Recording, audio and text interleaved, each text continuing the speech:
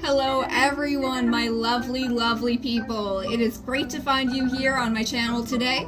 My name is Jules Madison. I also go by Soda Pop or Jam for short, but you can just call me Jules.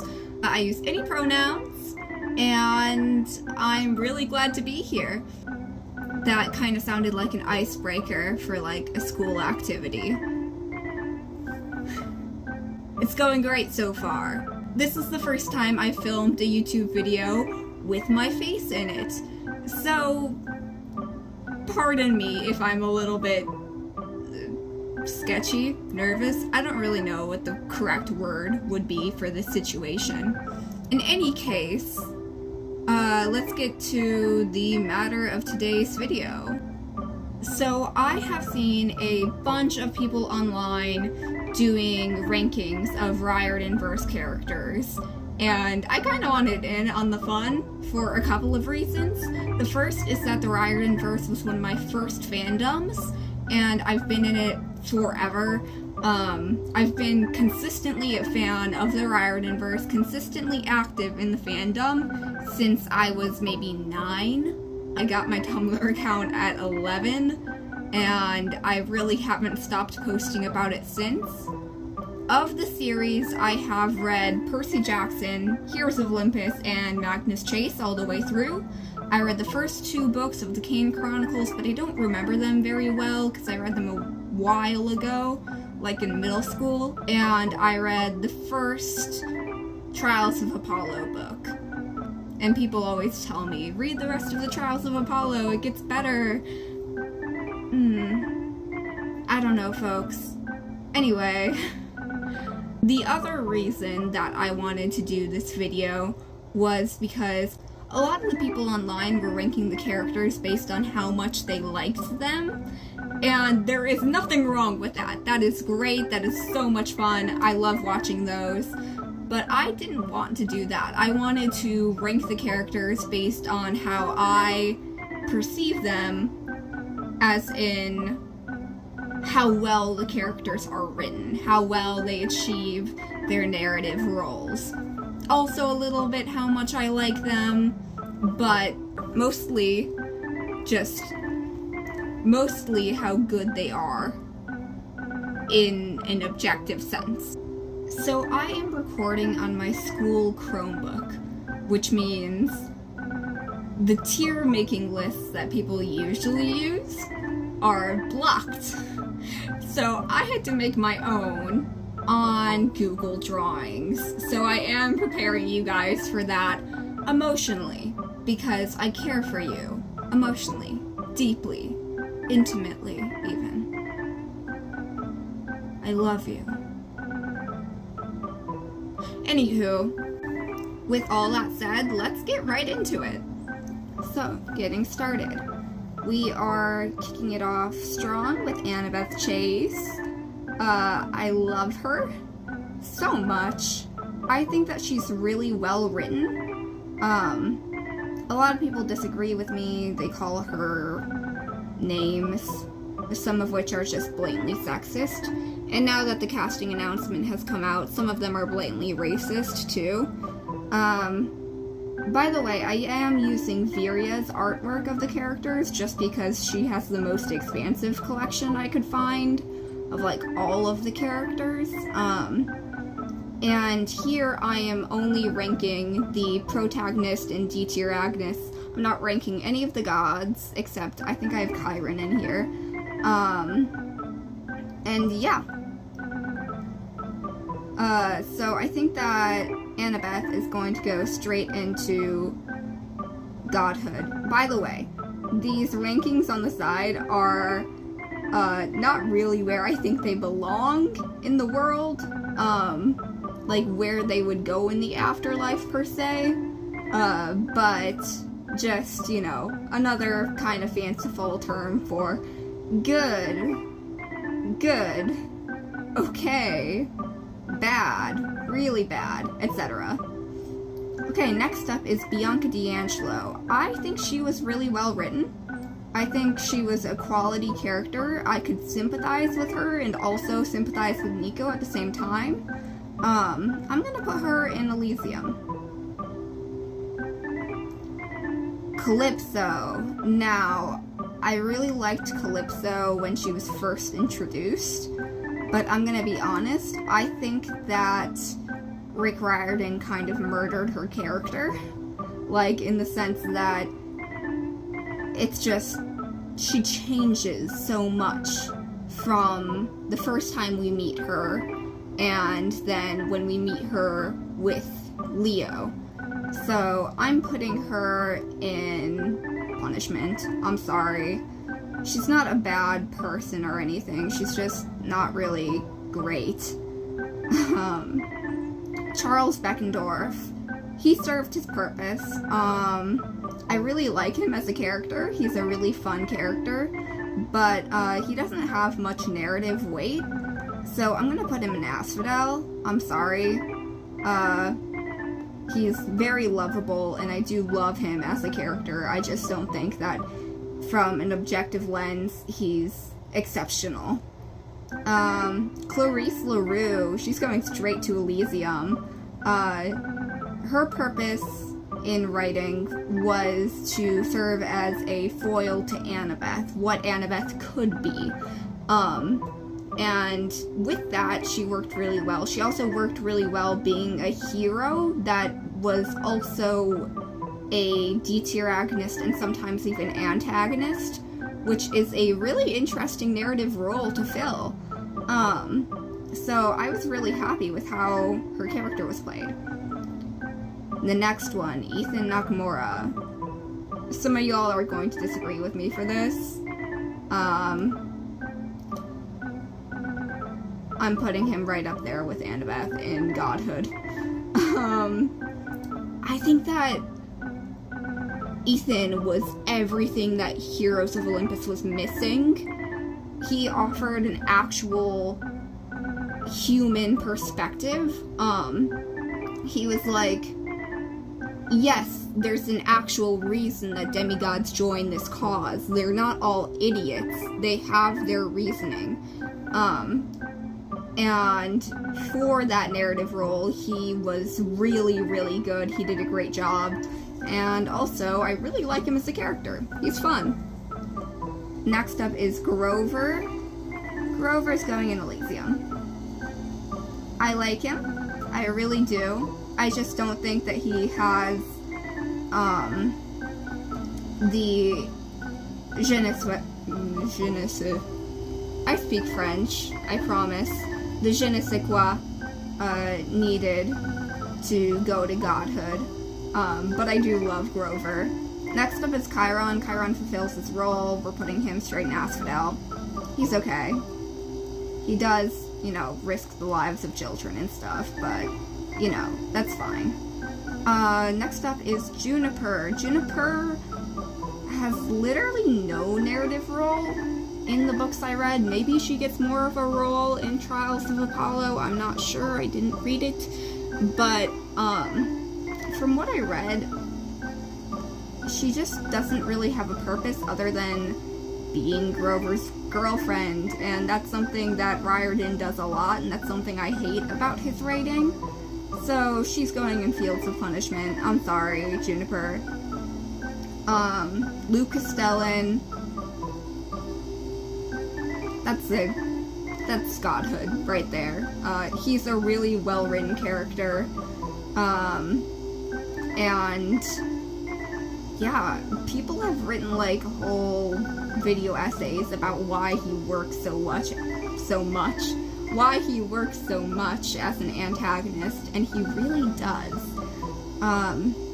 Next up we've got Nico D'Angelo. Nico D'Angelo is also going in Godhood.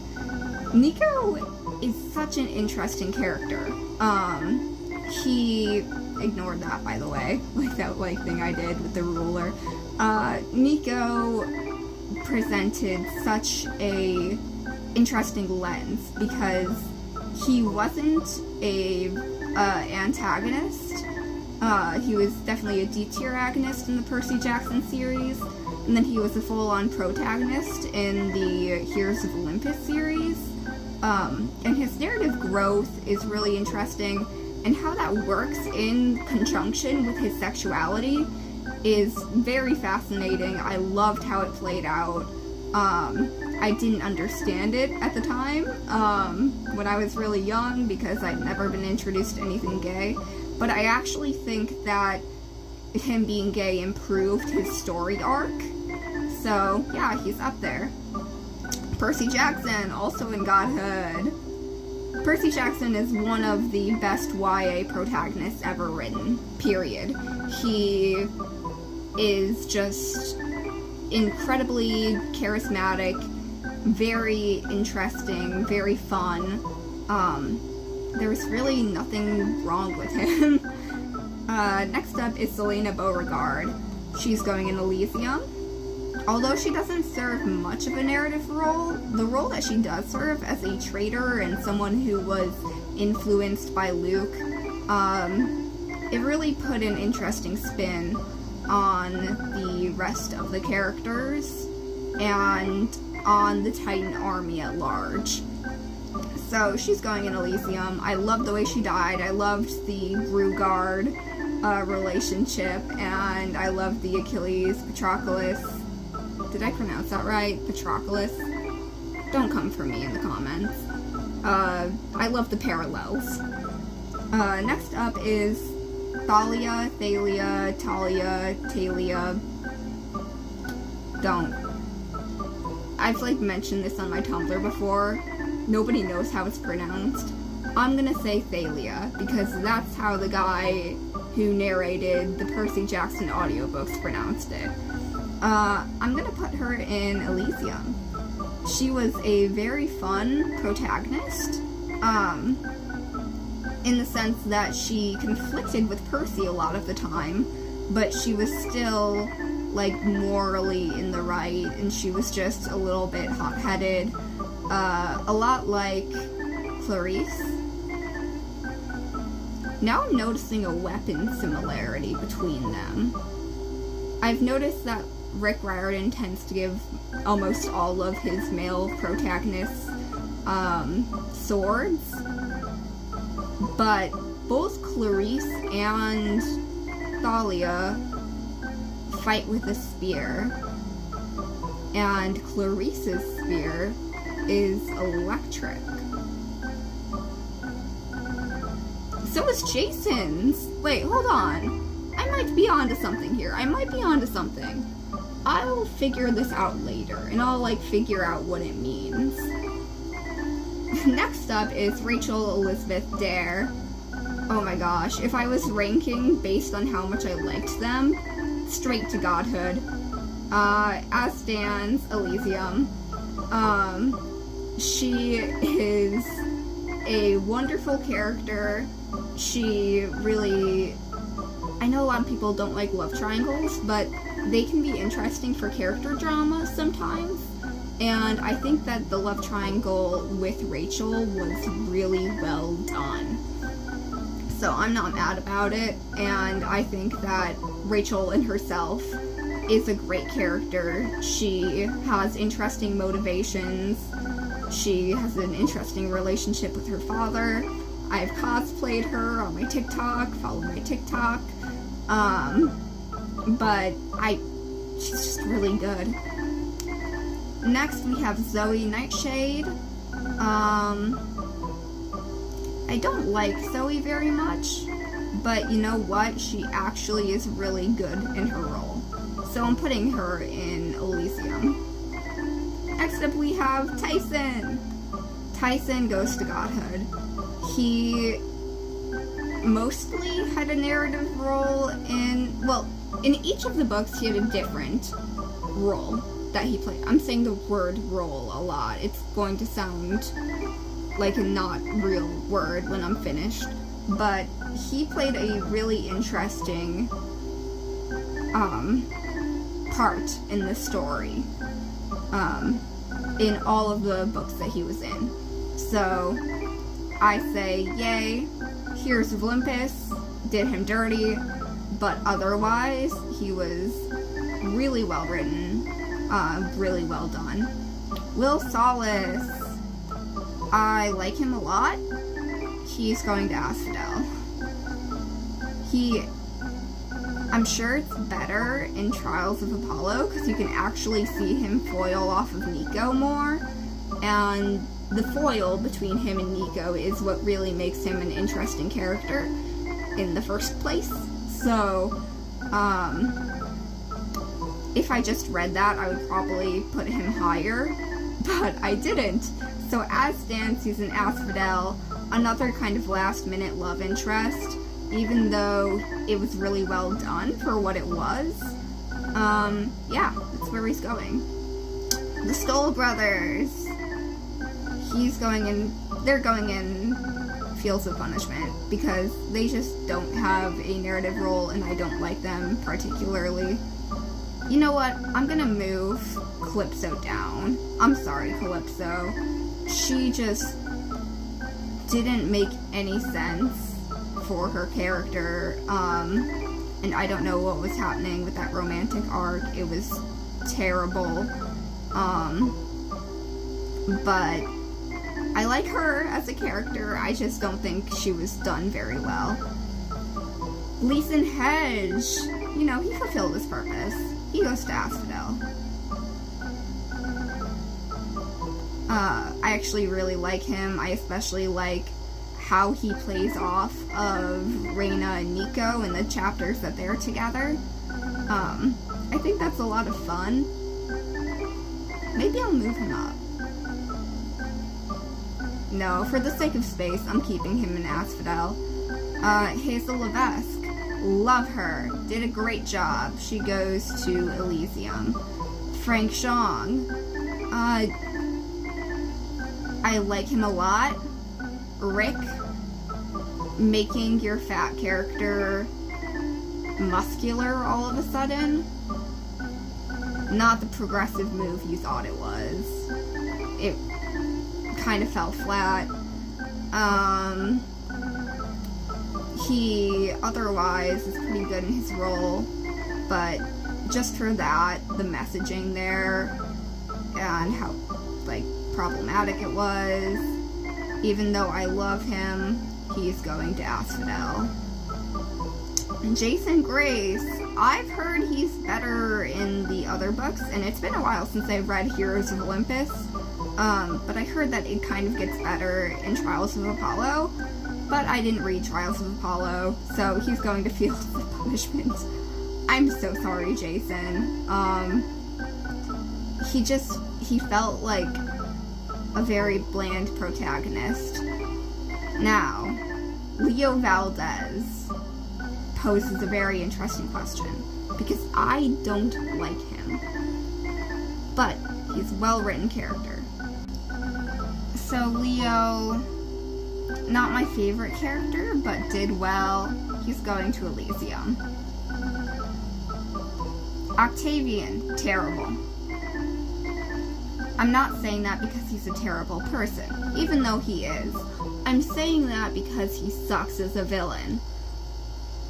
Oh, frick, he's a villain. I put him in my protagonist D-tier agonist video.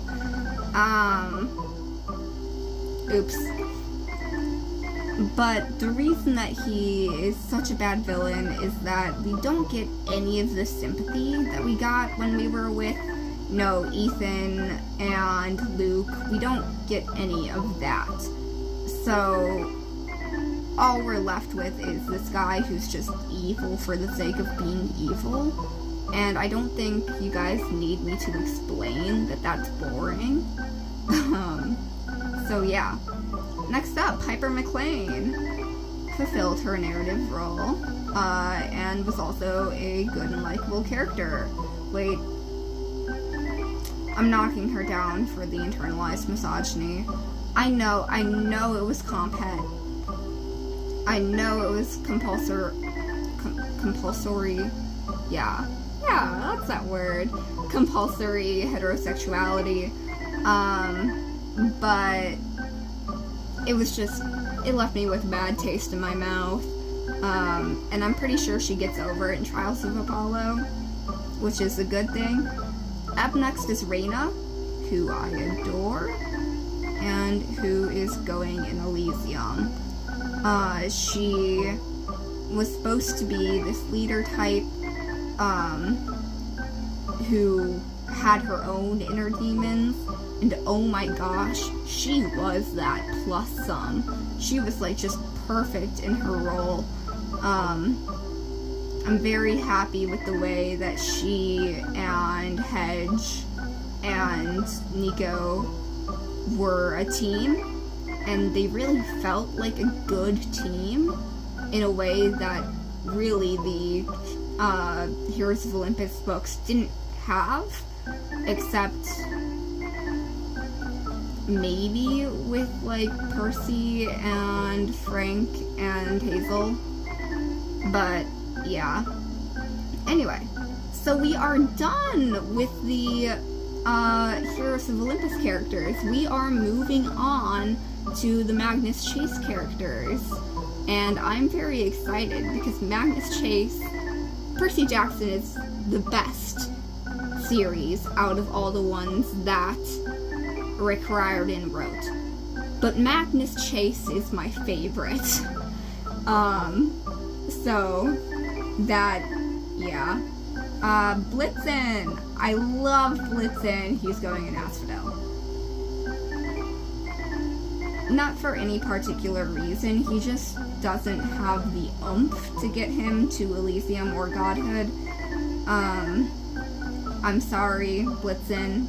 You deserved so much better, but you only had an arc in the first book, and it was a sucky arc at that.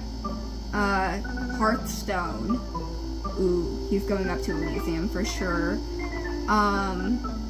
Hearthstone's personal trauma as, like, a backdrop for the other events of the series. Excellently done, beautiful, amazing. Magnus, the second best protagonist in the, series, like, the multiple series in the Riordan verse. Second best protagonist in the Riordan verse. He was just amazing. Actually, hold on, I'm demoting him because he had a major character change between books 1 and 2, and it was never addressed. So he is getting demoted. I'm sorry. I love him. It's just how it wound up. Alex Fierro is better. Which is a weird thing to say, because I love Magnus and Alex probably equally, but, Alex was meant to serve a very specific role. She was meant to be, both a foil for Magnus and kind of have this, like, magnetic attraction with him, and also demonstrate, like, different things for the different books about vulnerability and family, and she did all of that perfectly. So she is in Godhood. Natalie Chase. Now, she fulfilled her purpose. But what was her purpose? Her purpose was being Her purpose was being put in the refrigerator so she could be emotionally hurtful, or her purpose was to die so that Magnus could feel the effects of that. For that reason, I'm putting her in Tartarus. Don't get me wrong, she's a great person, but she has little to no autonomy in the books, and she's treated as such. It sucks. It really sucks. Next up, we have Samira. Samira. I love her. Oh my gosh. If this was a like-based video, I would have these totally different. But as stands, she is going... I'll put her in Elysium, actually. Don't mind me messing with my screen. I have to make it so that all the characters will fit. So I have to expand my thingy. Oh no, that messed different thingy. Okay, that's fine. It's all good. We're all good here. But I love Samira. She's great. Next up we have Mallory Keene, who was supposed to have a narrative arc in the third book, and for that reason, I'm putting her in Elysium. Actually, her arc was played out better than the others, so... Wait, hold on a second, where's TJ? I don't have TJ in this list. Oh my gosh, I must have forgotten to put him in here. I feel so bad now. If you were wondering, TJ also goes in Elysium, because although his arc happened before the events of the story, but they had enough significant weight on them to then affect the story in a meaningful way. I don't know if what I'm saying is making sense, but that's my take on it. Seymour Brander, or Jack. He was supposed to be a weapon. He was a weapon. Good for him. But he was annoying. And he didn't need to be. He did not need to be annoying. So I'm putting him in the Fields of Punishment. I'm sorry.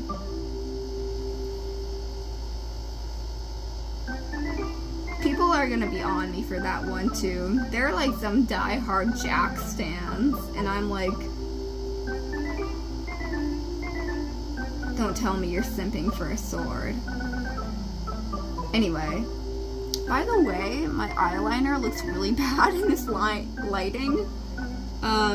Look at my other eye. My other eye looks good. But, yeah, if that's been bothering you the whole time, it's been bothering me. Next up, we have Halfborn Gunderson, or Gunderson, depending on how you pronounce it. I don't know what's the difference. And he is going in the Fields of Punishment as well, because Rick Riordan tried to make a narrative arc with him, and just completely failed. It just didn't work at all. So he is going in the Fields of Punishment because he was supposed to have an arc, and it was an unsuccessful one. Last but not least, we have Ganilla. Ganilla didn't get the time that she needed. She was a dang good antagonist, but not villain. Like, you could see where she was coming from. But she just didn't have the, like, charisma that other characters had, that, like, were akin to her role, and also she was only in one book, which unfortunately knocks her down a few pegs, so she is going in Asphodel. Now, okay, if I had to rank these characters based on how much I like them, I'm gonna just try to shuffle it around a little bit. Jack is going down, Halfborn's going down, Natalie is going up, Jason is going up to the okay tier,